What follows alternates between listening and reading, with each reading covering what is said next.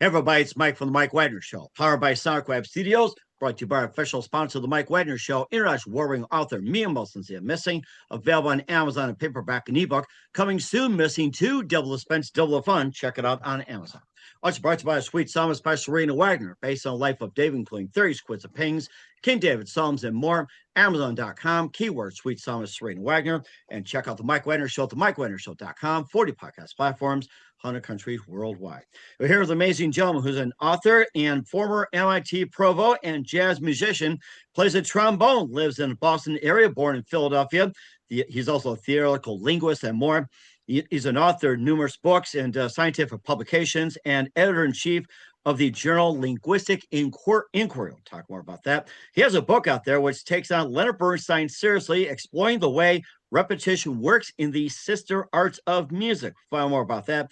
Paint, poetry, painting, and just about everything else. And a lot of things here involving repetition. It's called Play It Again, Sam. Live, ladies and gentlemen, Plus Studios in beautiful downtown Cambridge, Massachusetts. The amazing author, former MIT provo, jazz musician, and the author of the book, Play It Again, Sam, the multi-talented Samuel J. Kaiser, better known as Jay. Jay, good morning, good afternoon, good evening. Thanks for joining us today. Good morning. Thank you. I should just say I wasn't a provost. I was associate provost. Got it. So, okay. I had a boss. Well, we all have bosses sometime too, so we'll call you that right now. So you're an author, former MIT associate provost, jazz musician, playing the trombone. You live in Boston. You were born in Philly. You authored numerous books, scientific publications, also editor-in-chief of the journal Linguistic Inquiry. You have a new book taking on Leonard Bernstein seriously, explaining the way repetition works in the sister arts of music, poetry, and painting, and also repetition prominent from Homer to epics to present day. The book is called Play It Again, Sam. We're not referring to Humphrey Bogart. Before getting to that, Jay, tell us how you first got started. I'm sorry, say again? Tell us how you first got started. Go way back. What? Way back, machine. Way back. Oh, you mean as a kid? Yes, correct. Way back, machine Sherman. Way back. Well, let's see. I think I grew up, I lived in Philadelphia. I was born in Philadelphia, but what happened was that there was the time of the Big Depression, and my father moved to Washington to get a job. The place where he worked, he lost his job. And so my earliest memories are in Washington, D.C., which is he moved there and he found a job, and he found a place to live. And so my mother and I came down about a year later, and we moved into a house at 6th and G Southeast. Well, now this was sort of an interesting thing because the house was, we rented the house, but it was owned by the Christ Episcopal Church, which was right next door. And that was the church that John Philip Sousa went to. Oh, wow. Okay. Yeah, in fact, 10 houses up from that toward 8th Street was a little nondescript red wooden house with a little plaque saying John Philip Sousa lived here. And right across the street from me was a house and the front blinds were always kept down, but you could see shadows moving behind them occasionally. And these were two mystery sisters who lived there. They were sisters of John Philip Sousa. Okay. And I think that probably the seeds were planted of my playing the trombone because I can remember when I was 10 or 11 years old, on Sundays, my mother would send me up to 8th Street to buy a roast for a Sunday dinner. And the shop where I got the roast from was right across the street from the Marine Barracks.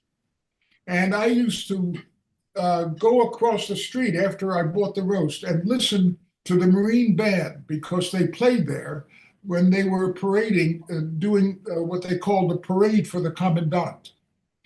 And there was one player in that band who was he was what you would call nowadays a monster.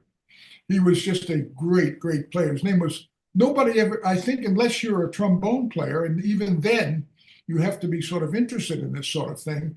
Nobody knows his name, but his name was Robert Isley. And he was one of those fantastic virtuosos on the instrument. So that's where I started. I went to school there. I went to Hine Junior High and I went to Eastern High. I got a scholarship and I went to GW. And then after George Washington University, I got a scholarship, a Fulbright to Oxford. And I left Washington and I never looked back. That is a great story. I am so loving it. And besides going down to the butcher shop to get a Sunday roast and listening to the Marines, especially on the trombone and everything, what would you say was that one exact precise moment that simply influenced you into what you do in the rest of your career? If it was that watching the Marines, what was your other one?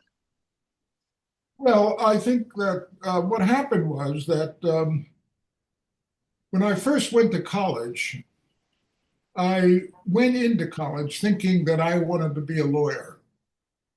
I didn't know. I didn't know. I was very unsophisticated, and I thought, well, a lawyer is a good job. I'll be a lawyer. But when I got to college, I discovered that what I really liked to do was I liked to study. I just like to be I like to study things. It was a surprise to me, but there you have it. I can remember one afternoon, I was at home. I was reading the Romantic poets. I think maybe it might well have been Coleridge. Um, when all of a sudden it struck me, here I am reading poetry and going to college, and people consider this a worthwhile activity. I'm having the time of my life. This is just wonderful. Life wasn't supposed to be that way. I mean, you were supposed to work. And what struck me was that, well, apparently people considered this work. And Nice. I loved it. So I gradually made decisions that led me to the world of scholarship. I started in English literature.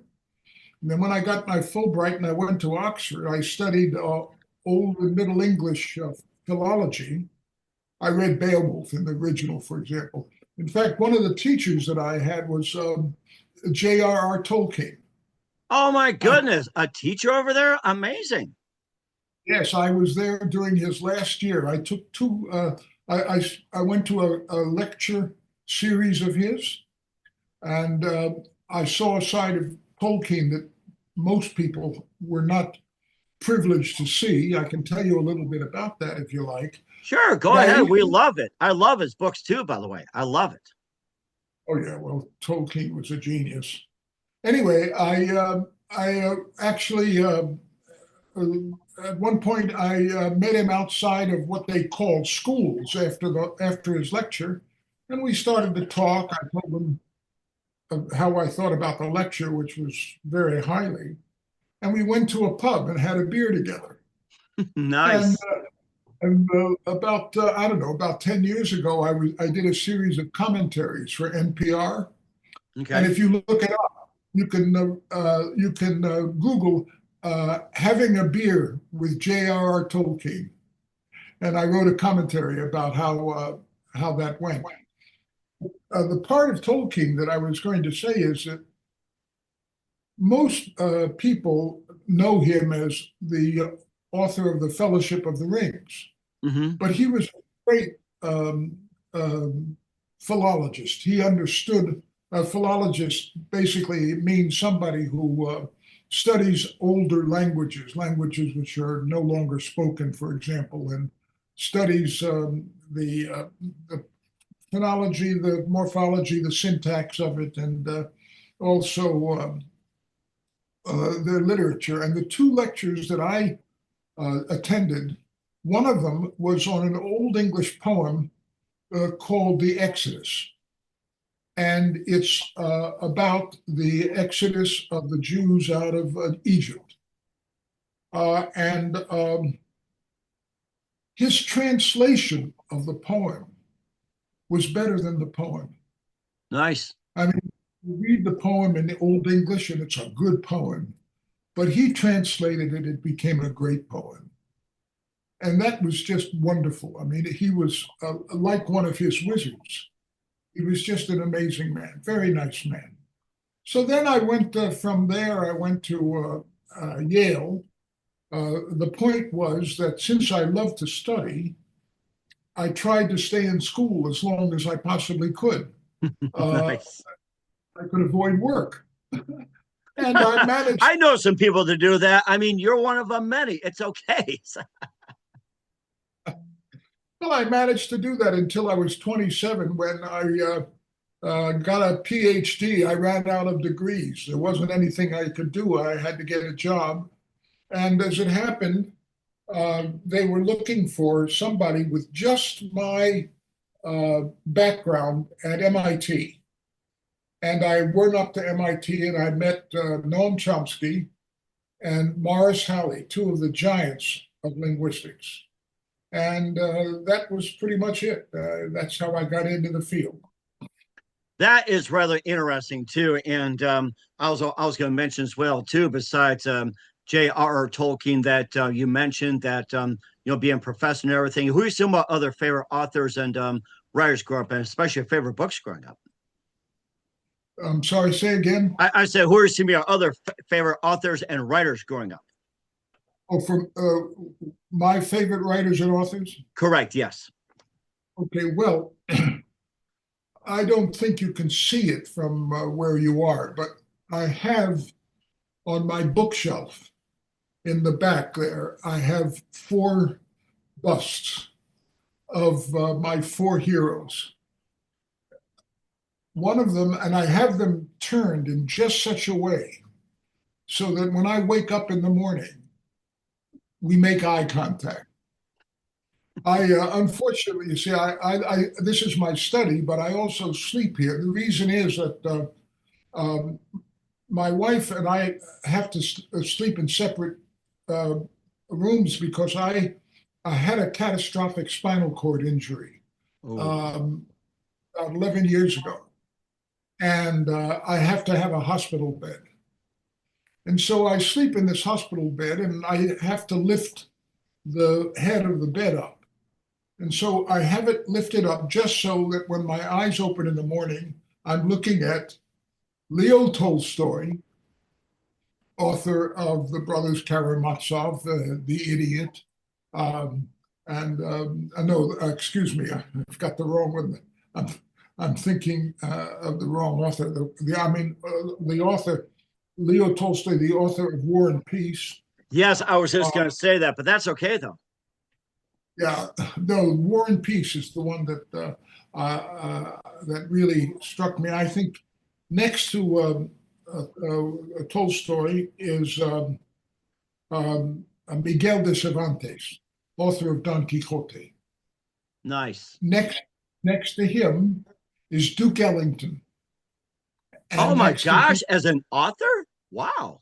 nope, he's a composer, but these are my heroes. And next to Duke Ellington is J.R.R. Tolkien. I'd also have a bust of Chomsky there, except that the guy that does these busts he never did Chomsky. Too bad. Mm-hmm. Anyway, um, so I think the thing to tell you is this. It's been my view that the greater the book, the easier it is to summarize.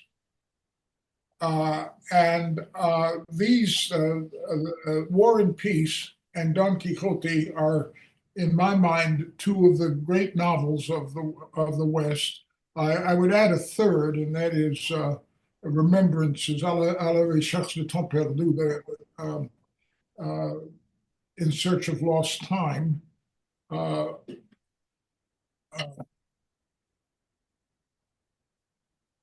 and I would say to you this. Tolstoy's War and Peace can be summarized in a single sentence, which is that the point of it is that you can't control events. People think they can, but our lives are not like straight lines. They're not like Roman roads. They're like a pinball going down a pinball machine. They make a zigzag line. And the reason is that although you think you might be controlling events, you can't. Don Quixote, the point of Don Quixote is to live life to the fullest. Remember, he's the guy who tilted at windmills.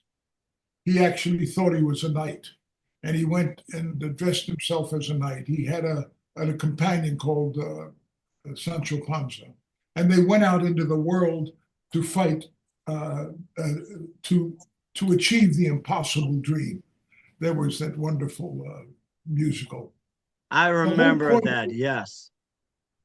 The whole point of Don Quixote is to enjoy life to the fullest. I mean, to the fullest. You've got to be crazy. Mm-hmm. That's. I think that's really.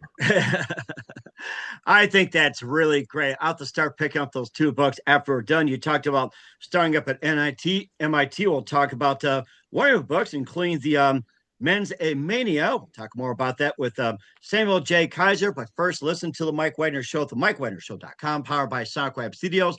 Visit online at SoundCloudStudios.com for all your needs. Look at a professional website without breaking your budget. SoundCloud Studios is the answer. SoundCloud Studios offers fast, affordable, custom web designs that blow the competition away. Call today, 1-800-303-3960. That's 1-800-303-3960, or email to support@SoundCloudStudios.com. Mention the Mike Wagner Show. Get 20% off your first project. SoundCloud Studios. Take your image to the next level. Also, time to give an official shout out to our official sponsor, the Mike Wagner Show, international warring author Mia Molson-Zia. If you love fast-paced mysteries, you love Missing by Mia Molson-Zia, available on Amazon, paperback and ebook. Missing is fast-paced and intriguing with an unforgettable twist. Takes place in 4 countries, 2 strangers, 1 target, where truth is illusion and those who love you the first go missing. It's available on Amazon, paperback and ebook. Missing by Mia Molson-Zia has got great reviews, and Evil Evidence endorsed by Howard celebrities, including Joanna Cassie, Forrest Riley, and many others. So grab your copy today, for It Goes Missing by Mia Molson-Zia, available on Amazon. Coming soon, Missing 2 by Mia Molson-Zia, double the expense, double the fun. Check it out on Amazon. Also brought to you by A Sweet Psalmist by Serena Wagner, based on the life of King David, including 30 exquisite paintings and King David's Psalms. The Sweet Psalmist gives a new perspective of the Psalms he wrote as a time of shepherd and complicated yet turbulent relationship with King Saul. It's a story of love, betrayal, repentance, hope, and more. Check out The Sweet Psalmist by Serena Wagner on Amazon. Keyword Sweet Psalmist Serena Wagner. Also, check out the Mike Wagner Show at the MikeWagnerShow.com. 40 podcast platforms, heard 100 countries. Tickets with you on any mobile device. Follow us on all social media: Facebook, LinkedIn, Instagram, Twitter, TikTok, and more. And also on 50 podcast platforms: iHeartMedia, Spreaker, Spotify, Apple Music, and more. And for t-shirts, pop sockets, throw pillows, tote bags, hoodies, Amazon.com. Keywords the Mike Wagner Show. Check out the merchandise for your loved ones. And for more great gift ideas, Amazon.com/Mia Molson-Zia. Great books, merchandise, and more. And support the Mike Wagner Show on Anchor FM, PayPal, and the MikeWagnerShow.com. We're here with the amazing author and former MIT Associate Provost, jazz musician of the trombone, Samuel J. Kaiser, here on the Mike Wagner Show with Play It Again, Sam. And before we get to that, Jay, we're not referring to the Humphrey Bogart version. You talked about getting the minds of MIT. Your first book, Men's and Mania, the MIT Nobody Knew. And tell us more about that one. Well, when I was associate provost for at MIT from, let's see, I think roughly 1985 to 1993. And at that time, I was associate provost for educational policies and programs. But what happened was that the job sort of metamorphosed into one which really came down to complaint handling.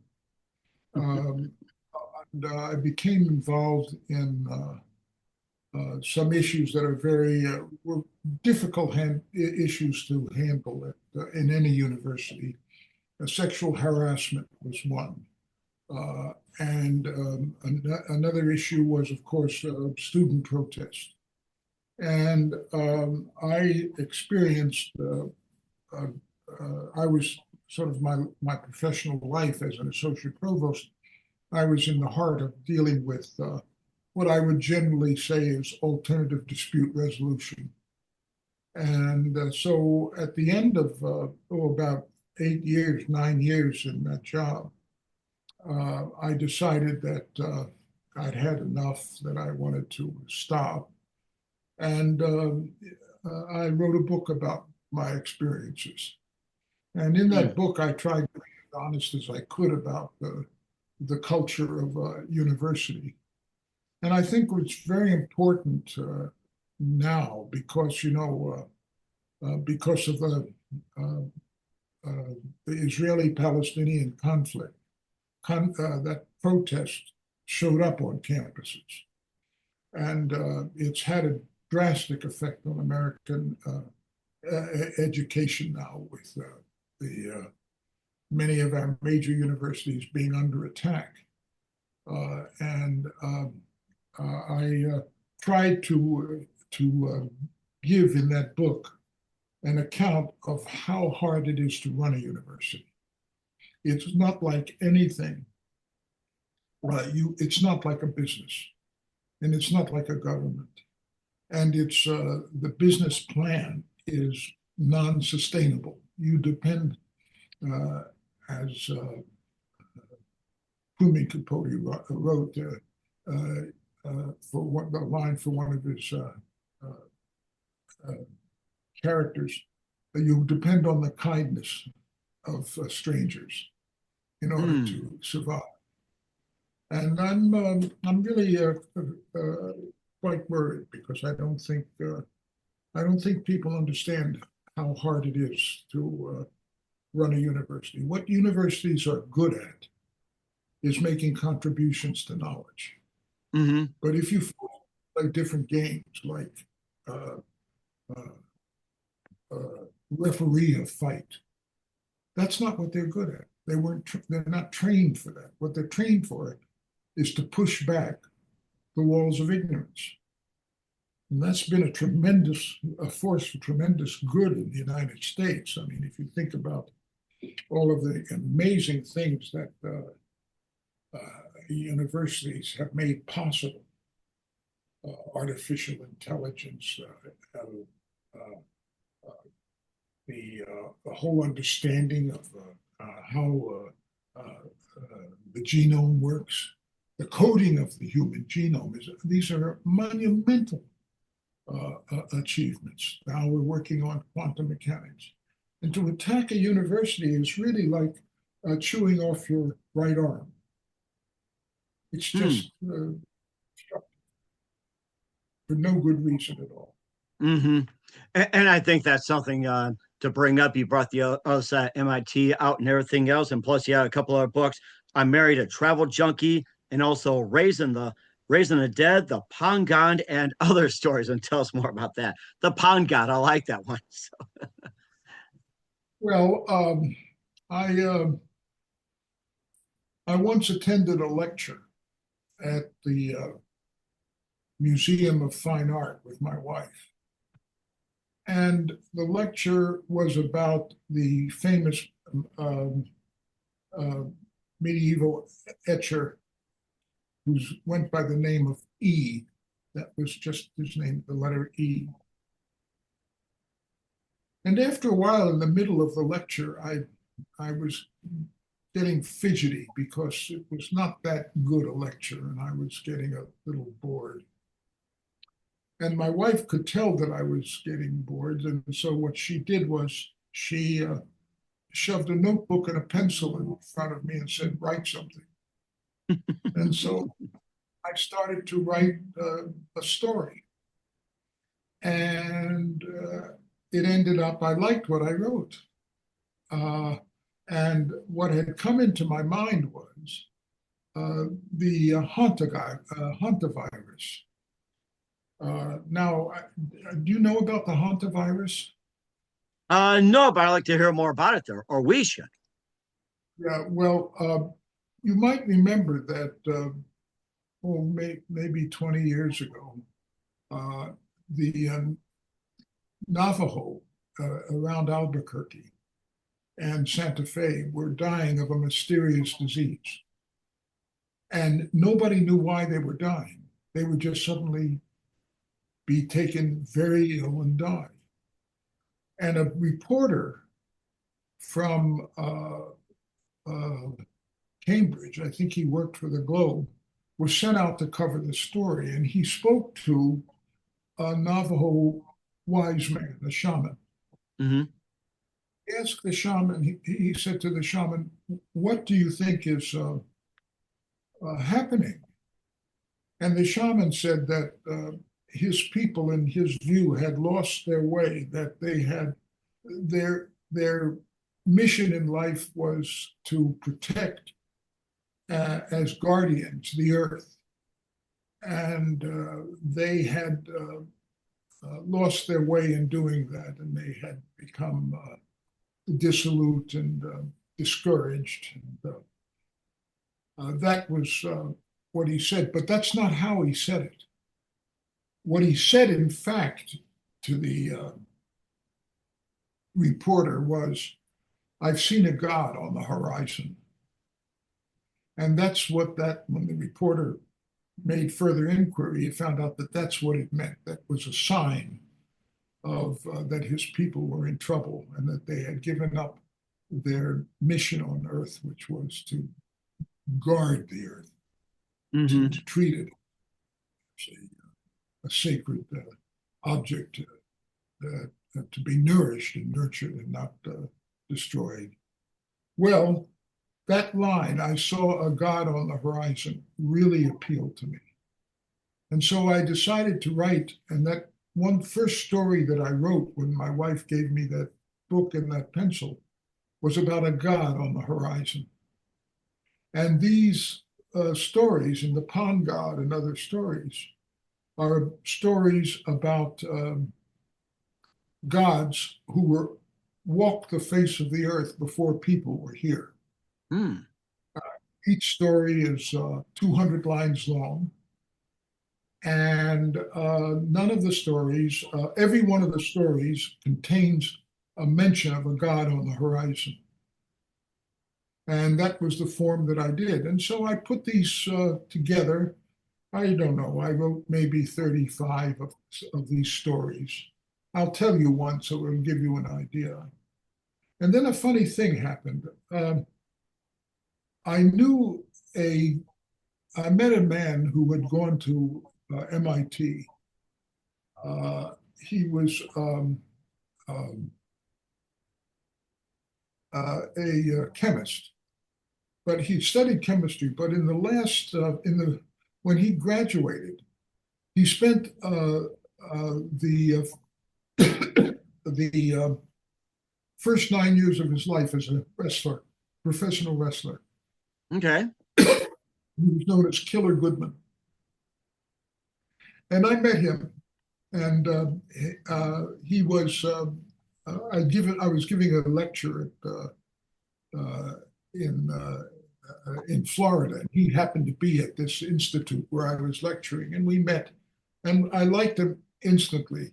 His name was he was known as Bino Goodman, Okay. and the reason why he was known as Bino was because he ran the Beano game at the Revere at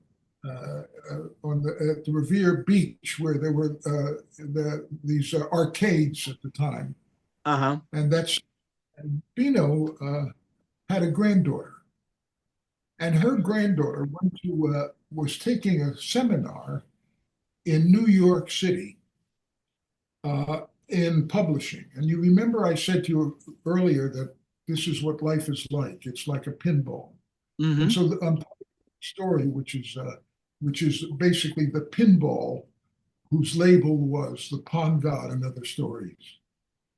So she was supposed to come up with a project of writing a book, putting a book together as an editor, of putting it together, designing it, planning it, and then seeing it through production and seeing it out into the real world. So she asked her grandfather if he knew of any text that she could use. And the grandfather said, well, my friend Jay has written 35 stories. I'll ask him to send them to you. Okay. And he called me and said, would you send them? And I said, sure, Bino, I'd be glad to. So I sent her the stories.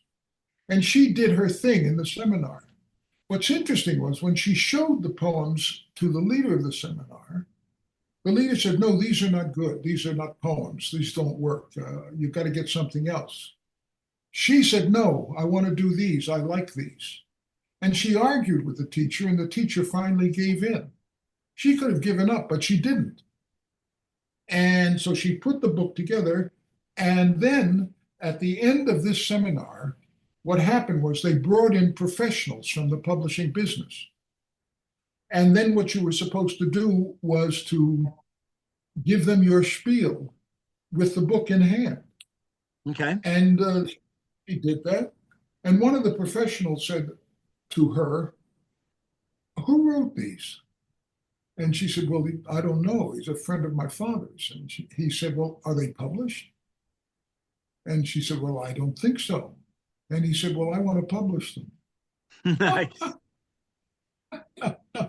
And so he published them. It was published with Front Street Press, and it won a prize. Now, notice, I wrote these for myself. I didn't send them out to anybody. I didn't send them out to an agent. I didn't send them out to somebody to try to sell them. I just wrote them, and they took on a life of their own. And that's what life is like. So you wanted to know Pawn God, that's where the Pawn God. Now, I'll tell you one of the Pawn God stories. Once there was a god who could only walk in straight lines. And one day, he found a boulder in his path. And so he was forced to stand there.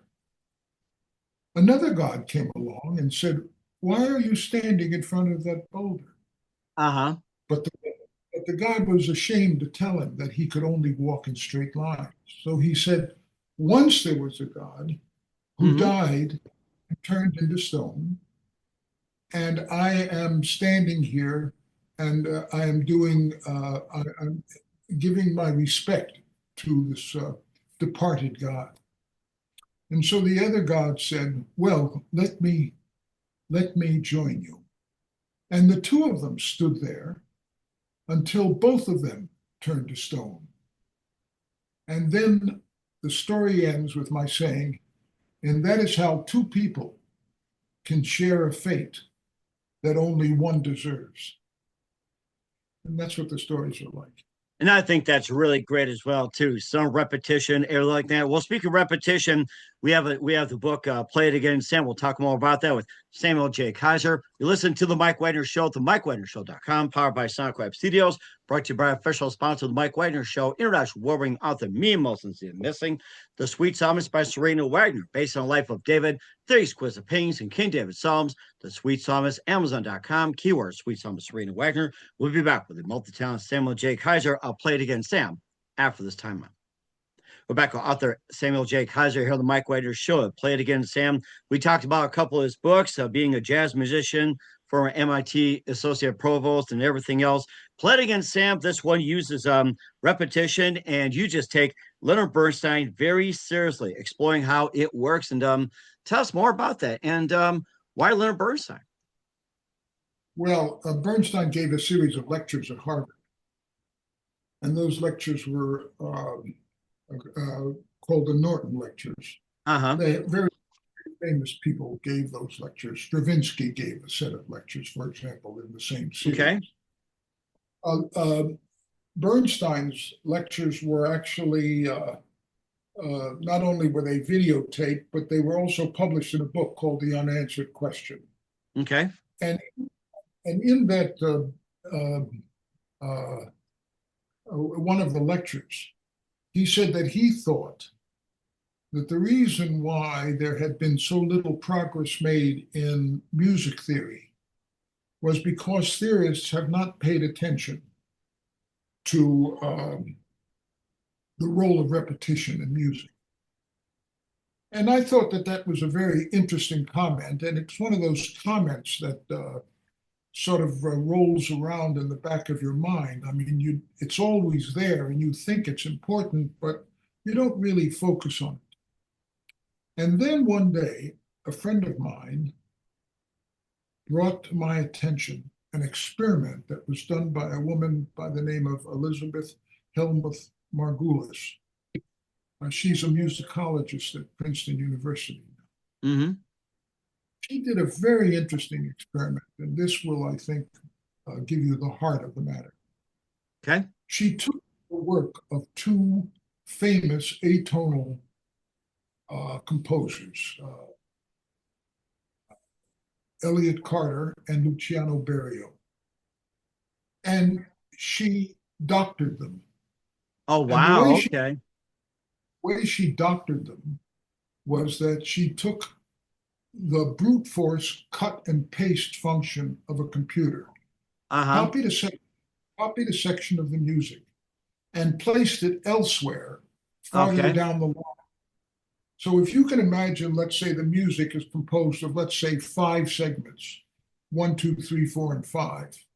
Uh-huh. She copied one, and she then inserted it after one, so that now the new piece of music, which was the doctored version, not the original, would be 1, 1, 2, 3, 4, 5. Uh-huh. And then she doctored it in a different way. She put the copied version farther down the stream. So now she created yet a second doctored version of the form 1, 2, 3, 1, 4, 5. You got that? Yes. Mm-hmm. Okay. So then she had now 4 pieces of music. I mean, she had the original of Berio, the original of Carter, the doctored Berio, the doctored Carter. The first thing she did was to play it to her students. These were people who liked music. They hadn't any particular, these were music appreciation students. They didn't have any particular training in music. And she just asked them which versions they liked best. And it turned out that they liked the doctored versions better than the originals. Oh, interesting. Then she went to a conference. And in the conference, the attendees were all PhDs in music. They were musicologists. They knew the theory. They knew the stuff of business cold. She ran the same experiment, and guess what? They also preferred the doctored versions. Wow, amazing. What Margulis concluded, and I think quite sensibly, was that simply repeating something makes it pleasurable. Mm. That's why these people, she said, it adds aesthetic value to the piece of work, Mm-hmm. to the work. Okay. And then I sat up and paid attention. And I started looking at the way in which repetition works. Mm-hmm. And I'm not going to, I don't think we have enough time for me to go into the details of it. I mean, if anybody who's listening to your program is interested, they can read the book. But here's what I show. I show that exactly the same mechanism that made those doctored pieces of music work is exactly the same mechanism that makes rhyming poetry work. And it's exactly the same mechanism that makes Andy Warhol's Campbell soup cans a great painting.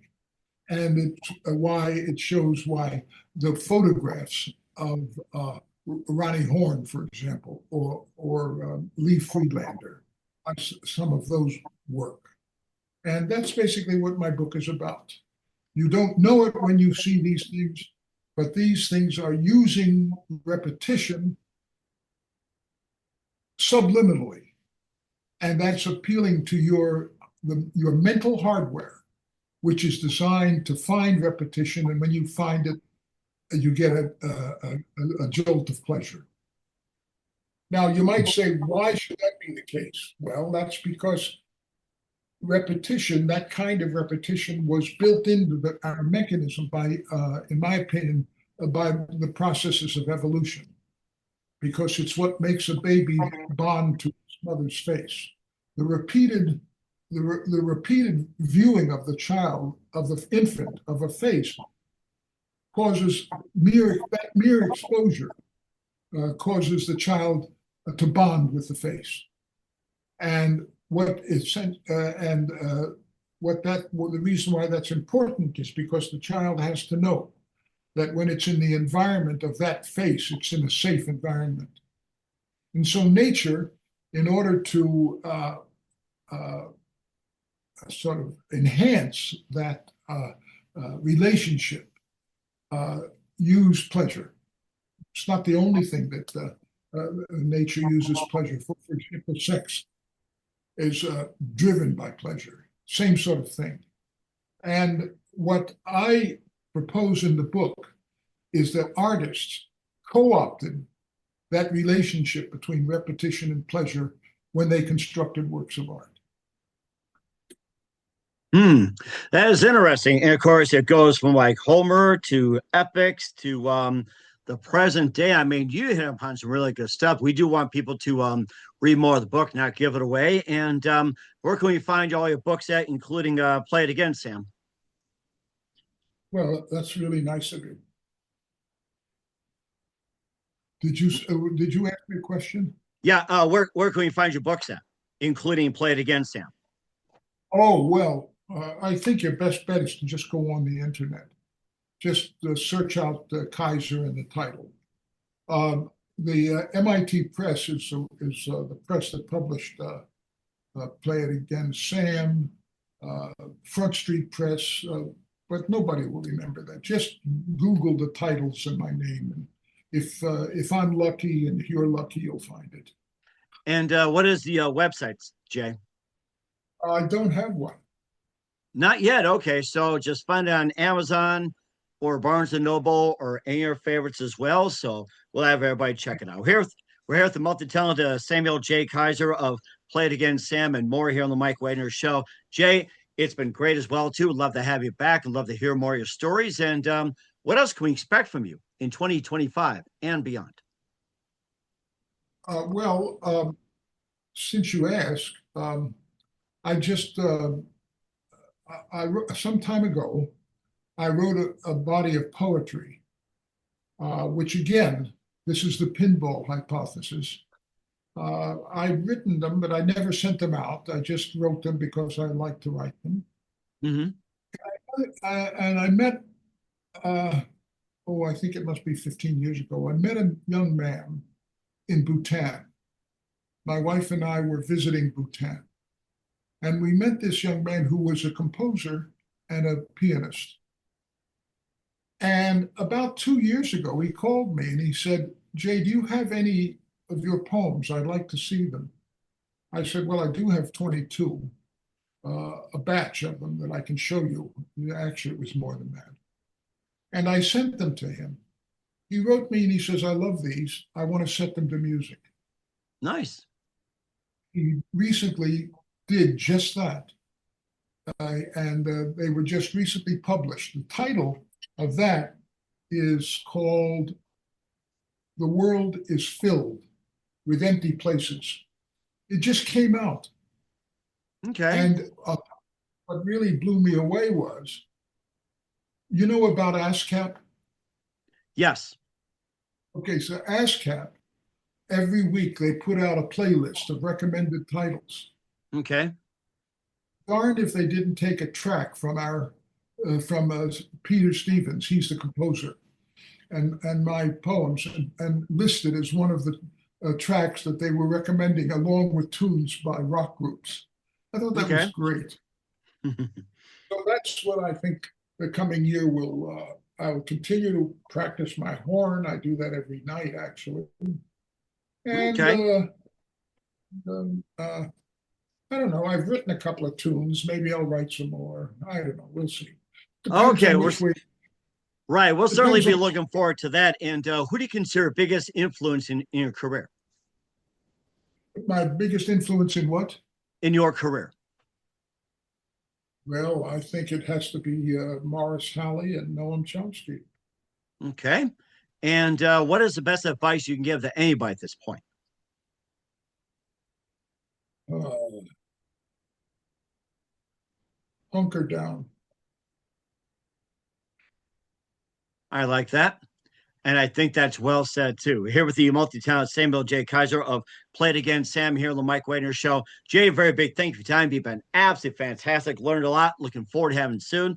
Keep us up to date. Keep in touch. Love have you back. And of course, where can we find all your books and how can people get a hold of you, Jay?